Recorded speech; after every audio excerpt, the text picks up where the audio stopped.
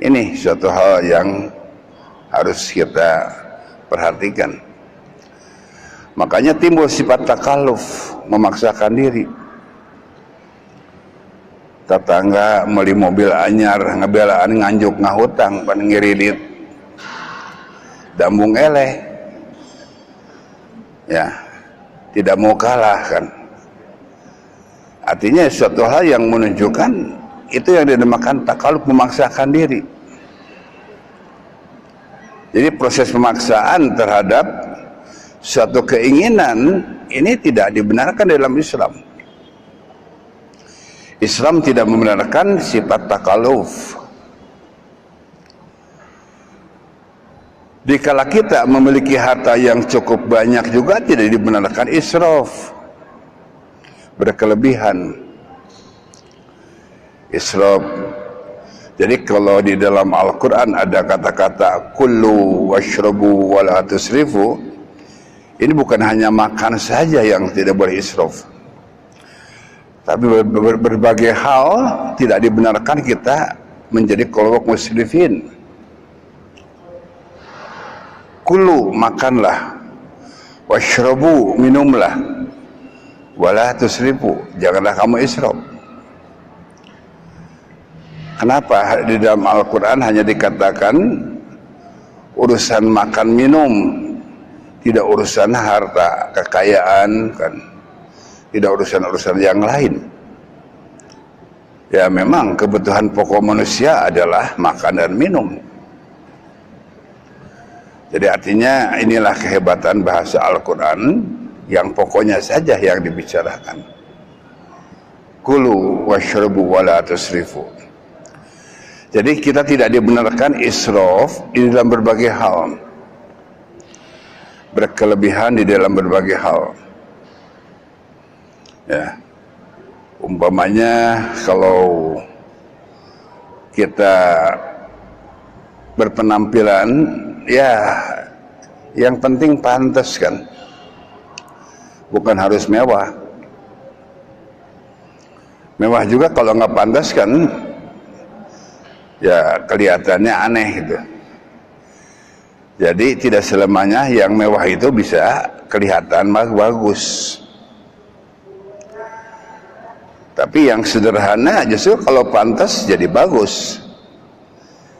Artinya kaitan dengan hal yang berhubungan dengan masalah israf, berkelebihan kadangkala orang-orang. Berkelebihan. Ya. Make gelang bikin kana tak-taknya.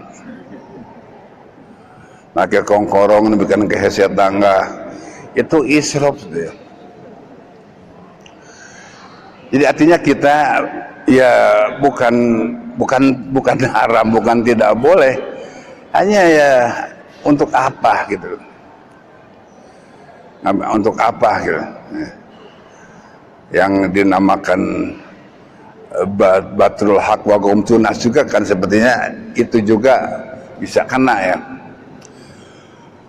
menjegal kebenaran dan memperlihatkan kekayaan pada orang lain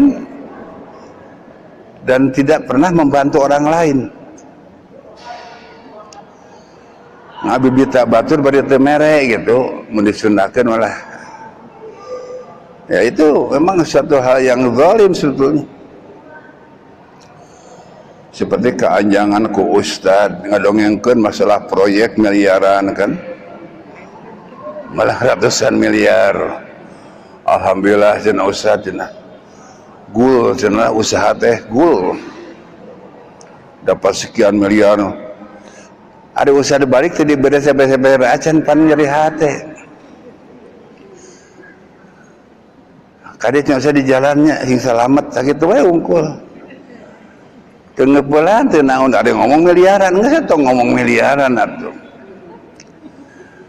Ngomong soal hukum aja ustad mah ulah ngomong miliar-miliar gitu. Kadang-kala ada yang seperti itu. Ya. Ya. Alhamdulillah cenah tos kapeser cenah tos sawah bae ditu cenah. Mobil tos nambihan. Ini satu hal yang menunjukkan itu yang dinamakan gom tunas. Ya. Nabi bita bari teu mere. Aya oge anu nyarekan bari teu mere aya. Eta paling pika sebeleun jelema nyarekan kakara kamari pan cenah minggu kamari pan ka dieu cenah. Geus menta deui. Bari teu mere deui wah. Ini suatu hal yang menunjukkan kita tidak dibenarkan melakukan hal yang seperti itu. Yang jelas israf adalah satu hal yang memang tercela. Takaluf juga tercela. Oleh karena itulah kalau kita berbicara urusan harta, harta itu nanti di akhirat akan dipertanyakan dan akan dituntut pertanggungjawabannya oleh Allah Subhanahu wa taala. Wa an malihi min aina iktasabahu wa kaifa anfaqahu. Kaitan dengan harta ini akan dipertanyakan bagaimana cara mencarinya, dari mana dan bagaimana cara mencarinya, apakah dengan cara yang halal, dengan cara yang haram. Wa kaifa anfaqahu, dan bagaimana membelanjakannya pun akan dipertanyakan oleh Allah Subhanahu wa taala. Jangan disangka tidak akan ditanya.